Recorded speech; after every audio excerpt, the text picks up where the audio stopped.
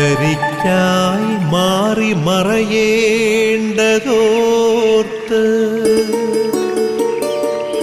ചന്ദ്രനക്ഷത്രാദികൾ വിതുമ്പുമ്പോൾ മാറ്റമില്ലാതെങ്ങും വിരാജിക്കും ദൈവമേ, അങ്ങയെ വാഴ്ത്തുന്നു ഞങ്ങൾ. ഉദിച്ചെങ്ങും പ്രഭതൂകും പാരിലെ സൂര്യരശ്മിയേക്കാൾ പ്രശോഭിച്ചെന്നും പ്രസാദമേകുന്ന ദൈവമേ, അങ്ങേ മഹിമാവെത്ര മനോജ്ഞം.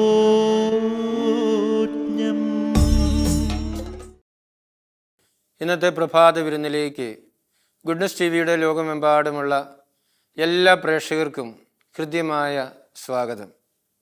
ഒരു മനോഹരമായ പ്രഭാതം കൂടി ദൈവം നമ്മുടെ ജീവിതത്തിലേക്ക് കൂട്ടിച്ചേർത്തിരിക്കുകയാണ്.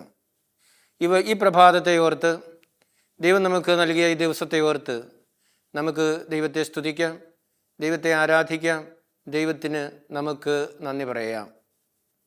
വിശുദ്ധ ഗ്രന്ഥത്തിൽ നമ്മൾ വായിക്കുന്നുണ്ട്, ദൈവത്തിൻ്റെ സ്നേഹം ഓരോ പ്രഭാതത്തിലും പുതിയതാണ് എന്ന്. പുതിയ സ്നേഹത്തിൻ്റെ മേഖലകളാണ് ഓരോ പ്രഭാതത്തിലും ദൈവം നമ്മുടെ മുൻപിലേക്ക് തുറന്ന് വച്ചിരിക്കുന്നത്.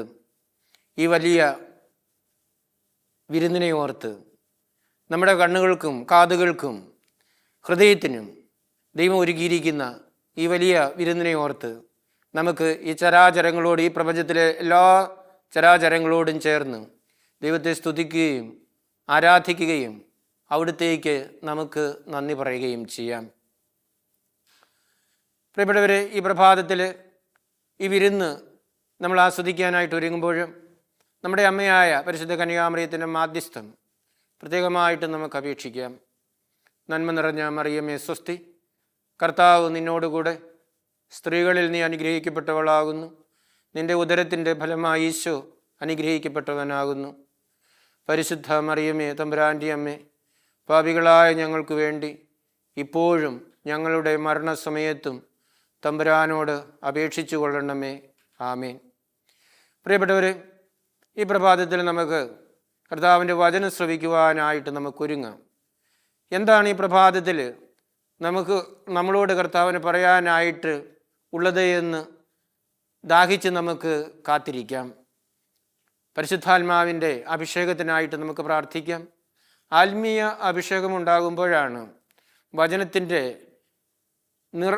ഉൾപ്പൊരുൾ മനസ്സിലാക്കുവാനായിട്ട് നമുക്ക് സാധിക്കുന്നത്, വചനം പ്രഘോഷിക്കാനായിട്ട് ശക്തി ലഭിക്കുന്നത്, വചനം ജീവിക്കുവാനായിട്ട് കൃപ ലഭിക്കുന്നത് ആത്മീയ നിറവ് നമ്മുടെ ജീവിതത്തിൽ ഉണ്ടാകുമ്പോഴാണ്. ആദിമ അപ്പസ്തോലന്മാരുടെ മേൽ പരിശുദ്ധാത്മാവ് ആവസിച്ചവരെ ശക്തിപ്പെടുത്തിയതുപോലെ നമ്മെയും ശക്തിപ്പെടുത്തണമേ, വചനമനുസരിച്ച് ജീവിക്കുവാൻ ശക്തിപ്പെടുത്തണമേ എന്ന് ദാഹിച്ച് പ്രാർത്ഥിച്ചുകൊണ്ട് ആത്മാവിൻ്റെ നിറവിനായിട്ട് നമുക്ക് ഒരുങ്ങാം. ഈ പ്രഭാതത്തിൽ നമുക്ക് പ്രത്യേകമായിട്ടും കിഡ്നി രോഗികളെ സമർപ്പിച്ച് പ്രാർത്ഥിക്കാം. നമ്മുടെ സമൂഹങ്ങളിലേക്ക് നമ്മൾ കടന്നു ചെല്ലുമ്പോൾ നമുക്ക് കാണാൻ സാധിക്കുന്ന ഒരു കാര്യം, കിഡ്നി രോഗത്തിന് അടിമകളായ, കിഡ്നി രോഗം ബാധിച്ച ഒത്തിരി ആളുകൾ നമ്മുടെ ചുറ്റുപാടുമുണ്ട് എന്നുള്ളതാണ്. അതിൻ്റെ ഫലമായിട്ട് ചികിത്സിക്കാനായിട്ട് സാമ്പത്തികമായിട്ടുള്ള ബുദ്ധിമുട്ടും ശാരീരിക പ്രശ്നങ്ങളുമൊക്കെ അവർ ധാരാളമായിട്ടും അനുഭവിക്കുന്നുണ്ട്. ഈ നമുക്കറിയാവുന്നതും അറിയാൻ പാടില്ലാത്തതുമായ എല്ലാ കിഡ്നി രോഗികളെയും കർത്താവിൻ്റെ കരങ്ങളിൽ സമർപ്പിച്ച് അവർക്ക് സൗഖ്യവും രോഗശാന്തിയും നൽകണമേ എന്ന് നമുക്ക് പ്രാർത്ഥിക്കാം. തൂമഞ്ഞിൽ വിടരും പുഷ്പസുഗന്ധമെത്രയോ ഹൃദ്യം, പരിമളത്തിനുറവയാം നറുസൗരഭ്യമാകട്ടെ ഞങ്ങളുമീ മണ്ണിൽ.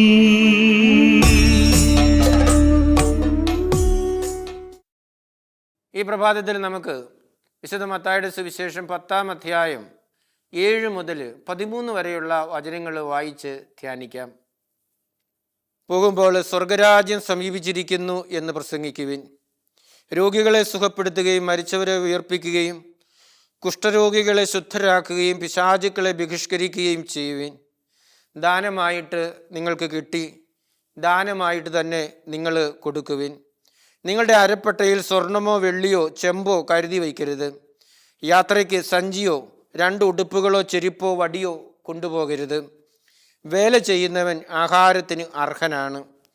നിങ്ങൾ ഏതെങ്കിലും പട്ടണത്തിലോ ഗ്രാമത്തിലോ പ്രവേശിക്കുമ്പോൾ അവിടെ യോഗ്യതയുള്ളവർ ആരെന്ന് അന്വേഷിക്കുകയും അവിടം വിടുന്നതുവരെ അവനോടുകൂടെ താമസിക്കുകയും ചെയ്യുവിൻ.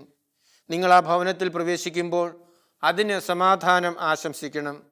ആ ഭവനം അർഹതയുള്ളതാണെങ്കിൽ നിങ്ങളുടെ സമാധാനം അതിൽ വസിക്കട്ടെ. അർഹതയില്ലാത്തതാണെങ്കിൽ നിങ്ങളുടെ സമാധാനം നിങ്ങളിലേക്ക് തന്നെ മടങ്ങട്ടെ.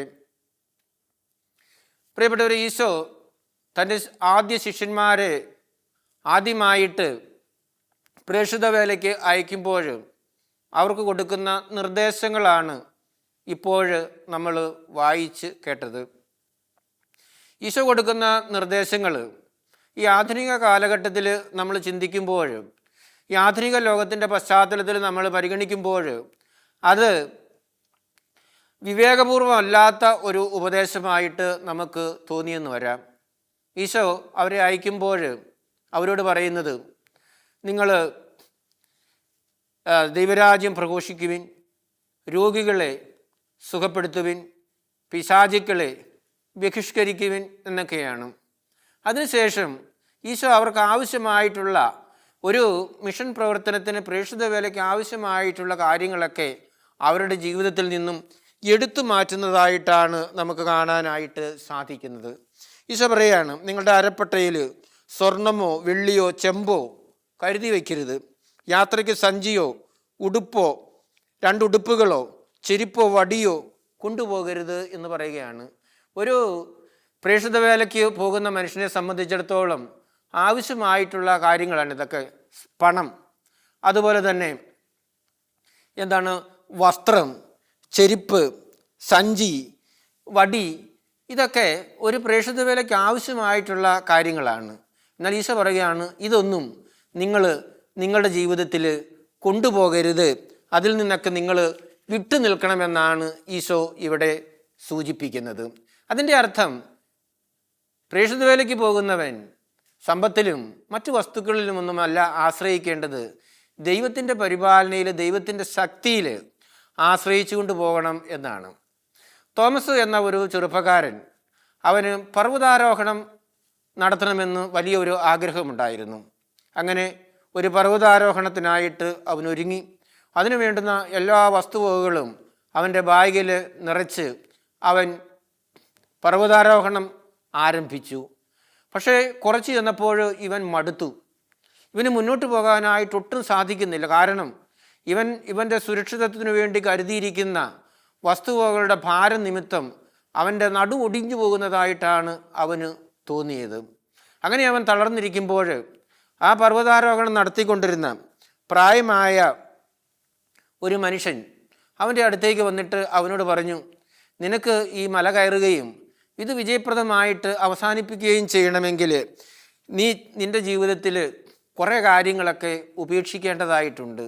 നീ ചുമന്നുകൊണ്ട് പോകുന്ന ഈ പല കാര്യങ്ങളും നിൻ്റെ ഈ യാത്ര സുഗമമാക്കുന്നതല്ല, മറിച്ച് നിന്നെ ഭാരപ്പെടുത്തുന്നതാണ്. പകരം നീ ഈ മലയെയും അതുപോലെ തന്നെ ഈ മലയുടെ കയറ്റത്തിലിടയ്ക്കുള്ള ഷെൽട്ടറുകളെയും മറ്റ് പർവ്വതാരോഹകരെയും ഒക്കെ വിശ്വസിച്ചുകൊണ്ട് മുന്നോട്ട് പോകുന്നതിനായിട്ട് നീ തയ്യാറാകുക.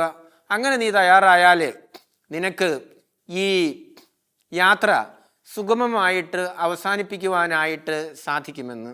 അതനുസരിച്ച് അവൻ വളരെ അത്യാവശ്യമായിട്ടുള്ള സാധനങ്ങൾ നീക്കി ബാക്കി എല്ലാ സാധനങ്ങളും ഉപേക്ഷിച്ച് അവൻ മല കയറാനായിട്ട് തുടങ്ങിയപ്പോൾ ആ മല വളരെ ഈസി ആയിട്ട് അവന് കയറുന്നതിനും വിജയപ്രദമായിട്ട് അവസാനിപ്പിക്കുന്നതിനായിട്ടും സാധിച്ചു. പ്രിയപ്പെട്ടവരെ, ഇത് തന്നെയാണ് ഇന്നത്തെ സുവിശേഷത്തിൽ ഈശോ തൻ്റെ ശിഷ്യന്മാരോടും പറഞ്ഞു കൊടുക്കുന്നത്. നിങ്ങളുടെ യാത്ര, ജേർണി ലൈറ്റായിട്ട് മാറ്റുക എന്നാണ് ഈശോ പറയുന്നത്. അനാവശ്യമായിട്ടുള്ള കാര്യങ്ങളൊക്കെ നിങ്ങൾ വചനം പ്രഘോഷിക്കാനായിട്ട് പോകുമ്പോൾ, ക്രിസ്തുവിനെക്കുറിച്ച് പറയാനായിട്ട് പോകുമ്പോൾ നിങ്ങൾ കരുതരുത്. അതൊക്കെ ഉപേക്ഷിച്ചു കൊണ്ട് പോകാനായിട്ട് നിങ്ങൾ ശ്രദ്ധിക്കണം എന്ന് ഈശോ പറയുകയാണ്. നമ്മുടെ ജീവിതത്തിലേക്ക് കടന്നു വരുമ്പോൾ നമ്മൾ ആശ്രയിക്കുന്നത് പലപ്പോഴും നമ്മുടെ പ്രവർത്തനങ്ങളൊക്കെ പണത്തിൽ ആശ്രയിക്കാറുണ്ട്. അതുപോലെ തന്നെ നമ്മുടെ കഴിവുകളിൽ നമ്മൾ ആശ്രയിക്കാറുണ്ട്. ബന്ധുബലങ്ങളിലൊക്കെ നമ്മൾ ആശ്രയിക്കാറുണ്ട്. ഇതൊക്കെ നമുക്ക് ഒരു ഭാരമായിട്ട് ക്രിസ്തുവിനെ പ്രഘോഷിക്കുന്നതിന് മാറും എന്നാണ് ഈശോ ഇവിടെ പറഞ്ഞു വെക്കുന്നതായിട്ട് നമുക്ക് കാണാനായിട്ട് സാധിക്കുന്നത്. നമ്മൾ പരിശോധിച്ച് നോക്കുക, ആവശ്യമില്ലാത്ത എന്തുമാത്രം ചുമടുകൾ നമ്മൾ വഹിക്കുന്നുണ്ട്. നമ്മുടെ ആകുലതകൾ, നമ്മുടെ വേദനകൾ, നമ്മുടെ അസ്വസ്ഥതകൾ, ഇതെല്ലാം ചുമന്നുകൊണ്ടാണ് നമ്മൾ പോകുന്നത് എങ്കിൽ നമ്മുടെ ദൈവരാജ്യ പ്രഘോഷണം അത് ശരിയായ വിധത്തിൽ നടത്തുന്നതിനായിട്ട് സാധിക്കുകയില്ല എന്നാണ് ഈശോ പറഞ്ഞു വെക്കുന്നത്. ഈശോ പറഞ്ഞു വെക്കുന്ന ഒരു കാര്യമുണ്ട്. നമ്മുടെ കരങ്ങൾ രണ്ടും നിറഞ്ഞിരിക്കുകയാണ് എങ്കിൽ എങ്ങനെയാണ് ദൈവം ഓരോ ദിവസവും നമുക്ക് നൽകുന്ന അന്നത്തെ അപ്പം സ്വീകരിക്കുന്നതിനായിട്ട് നമ്മുടെ ജീവിതത്തിൽ നമുക്ക് സാധിക്കുന്നത്? നമ്മുടെ കരങ്ങൾ നിറഞ്ഞിരുന്നാൽ വീണ്ടും വീണ്ടും അങ്ങോട്ട് സാധനങ്ങൾ സ്വീകരിക്കുന്നതിനായിട്ട് നമുക്ക് സാധിക്കുകയില്ലല്ലോ. അപ്പോൾ ദൈവത്തിൻ്റെ കൃപയും അനുഗ്രഹവും നമ്മുടെ ജീവിതത്തിൽ സ്വീകരിക്കാനായിട്ട് സാധിക്കണമെങ്കിൽ നമ്മുടെ കരങ്ങൾ ശൂന്യമായിട്ടിരിക്കണം, എംപ്റ്റി ആയിരിക്കണം എന്നാണ് ഈശോ പറഞ്ഞു വെക്കുന്നത്. അപ്പം അതാണ് ഈശോ ഇന്നത്തെ ഈ സുവിശേഷത്തിലൂടെ തൻ്റെ ശിഷ്യന്മാരെ ഓർമ്മപ്പെടുത്തുന്നത്. നിങ്ങളുടെ യാത്ര എളുപ്പകരമായിട്ട് തീരുന്നതിന് ആവശ്യമില്ലാത്ത വസ്തുക്കളൊക്കെ നിങ്ങളുടെ ജീവിതത്തിൽ ചുമന്നുകൊണ്ട് പോകരുത് എന്ന്. ഇനി ഈശോ ഇന്നത്തെ ഈ സുവിശേഷ ഭാഗത്ത് ദൈവരാജ്യത്തിൻ്റെ 2 ശക്തമായ തൂണുകളെക്കുറിച്ച് ഈശോ പറയുന്നുണ്ട്. ഈശോ പറയുകയാണ്, ദാനമായിട്ട് നിങ്ങൾക്ക് ലഭിച്ചു, ദാനമായിട്ട് നിങ്ങൾ കൊടുക്കുവിനെന്നാണ്. നമുക്ക് ലഭിച്ചതെല്ലാം ദാനമായിട്ട് കിട്ടിയതല്ലേ? ദൈവത്തിൻ്റെ സ്നേഹം, ദൈവത്തിൻ്റെ കരുണ, ദൈവത്തിൻ്റെ സംരക്ഷണം, ഇതൊക്കെ നമ്മുടെ ജീവിതത്തിൽ ധാരാളമായിട്ട് നമുക്ക് ലഭിച്ചിട്ടുണ്ട്. അതുകൊണ്ടാണ് ഇന്നത്തെ അവസ്ഥയിൽ നമുക്ക് ആയിരിക്കുന്നതിനായിട്ട് സാധിക്കുന്നത്. ഇതൊക്കെ നമുക്ക് ദാനമായിട്ട് ലഭിച്ചതാണ് എന്ന ബോധ്യത്തോടു കൂടി ദാനമായിട്ട് നമുക്ക് മറ്റുള്ളവർക്കും കൊടുക്കാനായിട്ട് സാധിക്കണം. നമ്മൾ പോകുമ്പോൾ കാണുന്നവർക്കൊക്കെ ദൈവത്തിൻ്റെ സ്നേഹവും കരുണയും സംരക്ഷണവുമൊക്കെ ദാനമായിട്ട് കൊടുക്കാനായിട്ട് നമ്മൾ സാധിക്കണം. അത് എന്തെങ്കിലും ഒരു കൊളുത്ത് വെച്ചുകൊണ്ടല്ല, പകരം കിട്ടുമെന്ന് പ്രതീക്ഷിച്ച് നമ്മൾ ചെയ്യരുത് എന്ന് ഈശോ പറയുകയാണ്. വീണ്ടും ഈശോ പറയുന്നു, സമാധാനത്തെക്കുറിച്ച് ഈശോ പറയുകയാണ്. അവിടെ പറയുന്നതാണ്, നിങ്ങൾ ഏതെങ്കിലും ഒരു ഭവനത്തിൽ പ്രവേശിച്ചാൽ ആ ഭവനത്തിന് നിങ്ങൾ സമാധാനം ആശംസിക്കണം. നിങ്ങളുടെ സമാധാനം അവർ അർഹിക്കുന്നില്ലെങ്കിൽ, അവർ സ്വീകരിക്കുന്നതില്ലെങ്കിൽ നിങ്ങളിലേക്ക് തന്നെ അത് തിരിച്ചു പോരും എന്നാണ് ഈശോ പറയുന്നത്.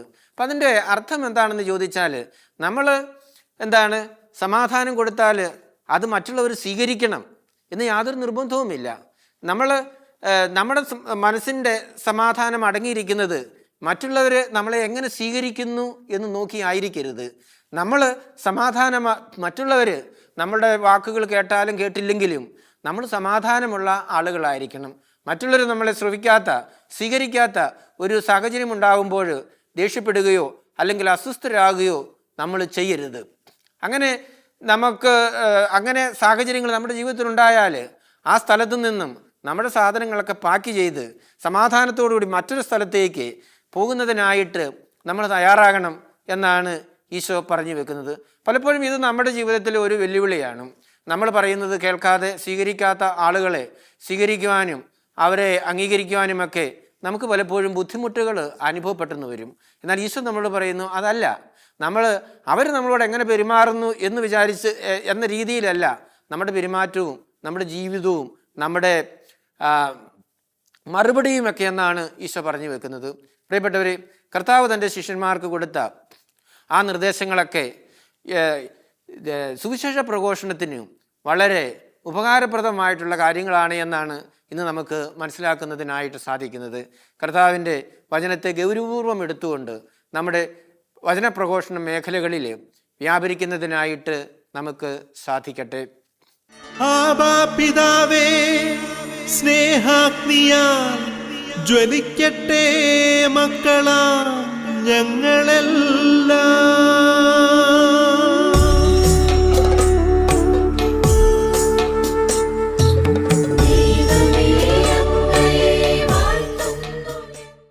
നമുക്ക് പ്രാർത്ഥിക്കാം. പിതാവും പുത്രനും പരിശുദ്ധാത്മാവുമായ ത്രിത്വൈക ദൈവം നമ്മെ എല്ലാവരെയും സമൃദ്ധമായിട്ടും അനുഗ്രഹിക്കട്ടെ. നമ്മുടെ അമ്മയായ പരിശുദ്ധ കന്യാമറിയത്തിൻ്റെ മാധ്യസ്ഥം എപ്പോഴും നമ്മുടെ കൂടെ ഉണ്ടായിരിക്കട്ടെ. നമ്മുടെ തിരുക്കുടുംബത്തിൻ്റെ കാവൽക്കാരനായ മാർ യൗസേപ്പ് കാവലായിട്ട് നമ്മുടെ കൂടെ എപ്പോഴും ഉണ്ടായിരിക്കട്ടെ. നമ്മുടെ ഇടവകയുടെ മധ്യസ്ഥര് നമുക്ക് വേണ്ടി മാധ്യസ്ഥം വഹിച്ച് പ്രാർത്ഥിക്കട്ടെ. നമ്മുടെ പേരിന് കാരണഭൂതരായ വിശുദ്ധര് നമ്മുടെ കൂടെ ആയിരുന്നുകൊണ്ട് നമ്മുടെ ജീവിത വീഥികളിൽ സംരക്ഷണം ഒരുക്കട്ടെ. കാവൽ മാലാഖമാർ കാവലായിട്ട് നമ്മുടെ കൂടെ ആയിരുന്നുകൊണ്ട് എല്ലാ അപകടങ്ങളിൽ നിന്നും ആപത്തുകളിൽ നിന്നും പൈശാചിക ബന്ധനങ്ങളിൽ നിന്നും നമ്മെ സംരക്ഷിക്കട്ടെ. പ്രിയപ്പെട്ടവരെ, ഈ പ്രഭാതത്തിൽ ഈ വിരുന്നിലൂടെ നമ്മൾ കടന്നു പോകുമ്പോൾ നമ്മുടെ കുടുംബാംഗങ്ങളെയും കുടുംബത്തെയും പ്രത്യേകമായിട്ട് നമുക്ക് സമർപ്പിച്ച് പ്രാർത്ഥിക്കാം. പ്രത്യേകിച്ച് രോഗികളായിട്ട് കഴിയുന്നവർ, പഠനത്തിനും ജോലിക്കുമൊക്കെ ആയിട്ട് നമ്മുടെ ഭവനങ്ങളിൽ നിന്ന് മാറി താമസിക്കുന്നവർ, എല്ലാവരെയും നമുക്ക് കർത്താവിൻ്റെ കാര്യങ്ങളിൽ സമർപ്പിച്ച് പ്രാർത്ഥിക്കാം. അവരെ സംരക്ഷിക്കണമേ, അപകടങ്ങളിൽ നിന്ന് കാത്തുകൊള്ളണമേ എന്ന് നമുക്ക് പ്രത്യേകം പ്രാർത്ഥിക്കാം. നമ്മുടെ പ്രാർത്ഥനാ സഹായം ചോദിച്ചിട്ട് എല്ലാവരെയും നമുക്ക് ഓർക്കാം. വിവാഹം നടക്കുന്നതിന് വേണ്ടി, മക്കളെ ലഭിക്കുന്നതിന് വേണ്ടി, ജോലി ലഭിക്കുന്നതിന് വേണ്ടി, രോഗശാന്തി ലഭിക്കുന്നതിന് വേണ്ടി, വിവിധങ്ങളായിട്ടുള്ള പരീക്ഷയിൽ ജയിക്കുന്നതിന് വേണ്ടി, അങ്ങനെ നിരവധിയായ ആവശ്യങ്ങൾക്ക് വേണ്ടി പ്രാർത്ഥിക്കുവാനായിട്ട് നമ്മോട് ആവശ്യപ്പെട്ട ധാരാളം പേരുണ്ട്. അവരെല്ലാവരെയും അവരുടെ നിയോഗങ്ങളോട് ചേർത്ത് കർത്താവിൻ്റെ കാര്യങ്ങളിൽ സമർപ്പിച്ച് നമുക്കിപ്പോൾ പ്രാർത്ഥിക്കാം. പ്രിയപ്പെട്ടവരെ, ഡിവൈൻ ധ്യാന കേന്ദ്രത്തെയും ഗുഡ്നസ് ടിവിയെയും നമുക്ക് പ്രത്യേകമായിട്ട് സമർപ്പിച്ച് പ്രാർത്ഥിക്കാം.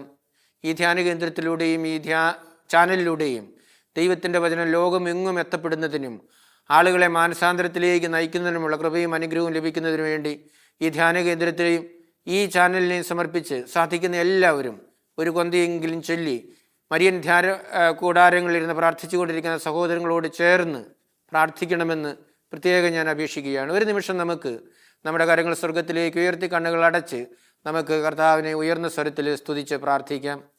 ഹല്ലേലൂയ, ഹല്ലേലൂയ, ഹല്ലേലൂയ, ഹല്ലേലൂയ. കർത്താവായ യേശുവേ, ഞങ്ങളെയും ഞങ്ങളുടെ കുടുംബങ്ങളെയും ഞങ്ങളുടെ ആഗ്രഹങ്ങളെയും നിയോഗങ്ങളെയും എല്ലാം സമർപ്പിച്ച് പ്രാർത്ഥിക്കുന്നു. ഞങ്ങളുടെ പ്രാർത്ഥനാ സഹായം ചോദിച്ചിട്ടുള്ളവരെ സമർപ്പിച്ച് പ്രാർത്ഥിക്കുന്നു. അവിടെ എല്ലാവരുടെയും മേലങ്ങ് കരുണയായിരിക്കണമേ. ഞങ്ങളുടെ ശക്തമായ കരത്തിൻ്റെ സ്പർശനത്താൽ സൗഖ്യവും രോഗശാന്തിയും അവർക്ക് നൽകണമെന്ന് ഞങ്ങൾ പ്രാർത്ഥിക്കുന്നു. അവരുടെ ബന്ധനങ്ങളിൽ നിന്നെല്ലാം വിടുതലും മോചനവും അവർക്ക് നൽകണമെന്ന് പ്രാർത്ഥിക്കുന്നു. യേശുവേ നന്ദി, യേശുവേ സ്തുതി, യേശുവേ സ്തോത്രം. ഹല്ലേലൂയ, ഹല്ലേലൂയ, ഹല്ലേലൂയ, ഹല്ലേലൂയ, ഹല്ലേലൂയ.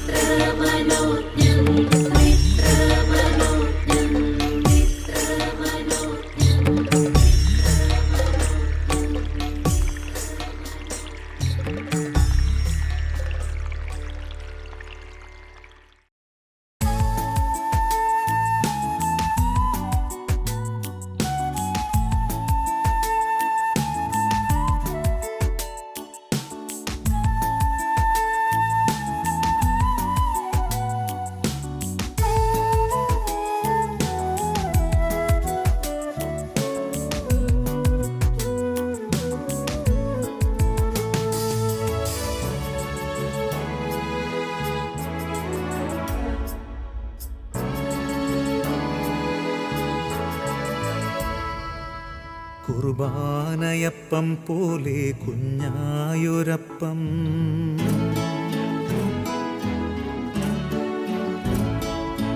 കുർബാനയപ്പം പോലെ കുഞ്ഞായൊരപ്പം ഞാൻ കണ്ടതില്ല എന്നാവിൽ.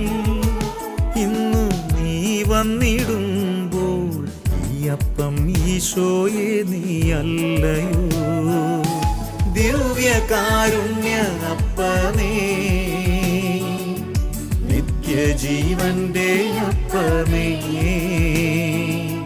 സ്വർഗത്തിൽ നിന്നും എന്നിലലിയാൻ താണിറങ്ങിയ അപ്പമേ, സ്നേഹഭോജ്യമാമപ്പമേ,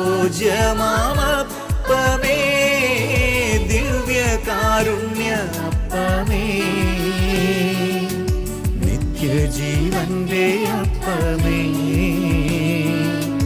സ്വർഗത്തിൽ നിന്നും എന്നിലലിയാൻ താണിറങ്ങിയ അപ്പമേ, സ്നേഹഭോജ്യമാമപ്പമേ.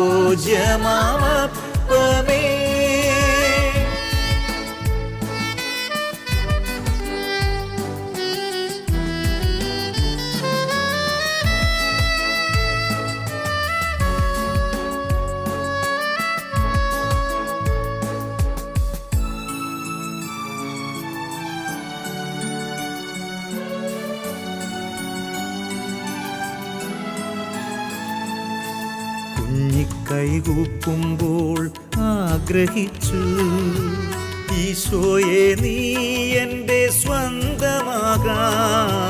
കുഞ്ഞിക്കൈകൂപ്പുമ്പോൾ ആഗ്രഹിച്ചു ഈശോയെ നീ എൻ്റെ സ്വന്തമാകാൻ. ഓരോ ദിവസവും കുർബാനയേകുമ്പോൾ അറിയാതെ കൈനീട്ടി നിന്നു ഞാനും. ഓരോ ദിവസവും കുർബാനയേകുമ്പോൾ അറിയാതെ കൈനീട്ടി നിന്നു ഞാൻ.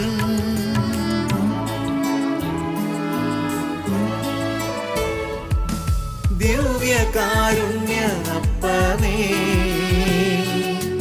നിത്യജീവന്റെ അപ്പമേ,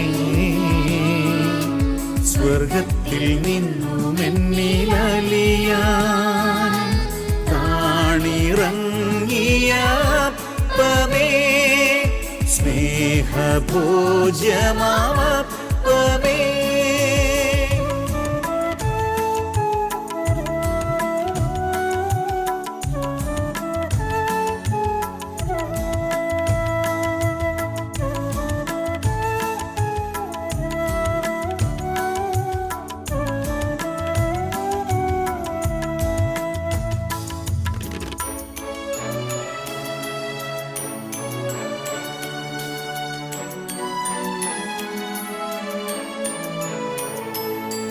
ഇന്നോളമെന്നും നീ വന്നിടുമ്പോൾ എന്നും ഞാൻ കൊതിയോടെ കാത്തു നിൽക്കും. ഇന്നോളമെന്നും നീ വന്നിടുമ്പോൾ എന്നും ഞാൻ കൊതിയോടെ കാത്തു നിൽക്കും. ഓരോ നിമിഷവും നീ നാവിൽ ചേരുമ്പോൾ എന്നുള്ള ഈശോയെ നീ സ്വന്തമാക്കും. ഓരോ നിമിഷവും നീ നാവിൽ ചേരുമ്പോൾ എന്നുള്ള ഈശോയെ നീ സ്വന്തമാക്കും.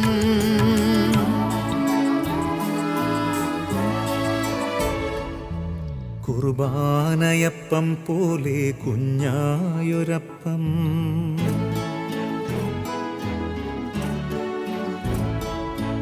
കുർബാനയപ്പം പോലെ കുഞ്ഞായൊരപ്പം ഞാൻ കണ്ടതില്ല എന്നാവിൽ. ഇന്നു നീ വന്നിടുമ്പോൾ ഈ അപ്പം ഈശോയെ നീയല്ലയോ. ദിവ്യകാരുണ്യ അപ്പമേ,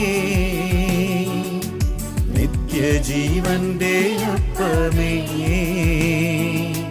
സ്വർഗത്തിൽ നിന്നും എന്നിലലിയാൻ താണിറങ്ങിയ അപ്പമേ, സ്നേഹഭോജ്യമാമപ്പമേ. ദിവ്യകാരുണ്യ അപ്പമേ, നിത്യജീവന്റെ അപ്പമേ, സ്വർഗത്തിൽ നിന്നും എന്നിലലിയാൻ താണിറങ്ങിയ അപ്പമേ, സ്നേഹഭോജ്യമാമപ്പമേ. കർത്താവിൻ്റെ ആശീർവാദം സ്വീകരിക്കുവാനായിട്ട് നമുക്ക് നമ്മുടെ ശിരസ്സ് നമിക്കാം. നമ്മുടെ കർത്താവ് യേശു മിശിഹായുടെ കൃപയും പിതാവായ ദൈവത്തിൻ്റെ സ്നേഹവും പരിശുദ്ധാത്മാവിൻ്റെ സഹവാസവും നമ്മളെല്ലാവരോടും കൂടെ ഉണ്ടായിരിക്കട്ടെ, ഇപ്പോഴും എപ്പോഴും എന്നേക്കും. ആമേൻ. ഈ പ്രഭാതത്തിൽ എന്നോടൊപ്പം ഈ വിരുന്നിൽ പങ്കുചേർന്ന നിങ്ങൾക്കെല്ലാവർക്കും ഞാൻ പ്രത്യേകം ഹൃദയപൂർവ്വം നന്ദി പറയുകയാണ്. ദൈവം നിങ്ങളെല്ലാവരെയും സമൃദ്ധമായിട്ടും അനുഗ്രഹിക്കട്ടെ എന്ന് പ്രാർത്ഥിക്കുന്നു. ഒരു നല്ല ദിവസവും നല്ല പ്രഭാതവും ആശംസിച്ചുകൊണ്ട് നിർത്തുന്നു. നന്ദി.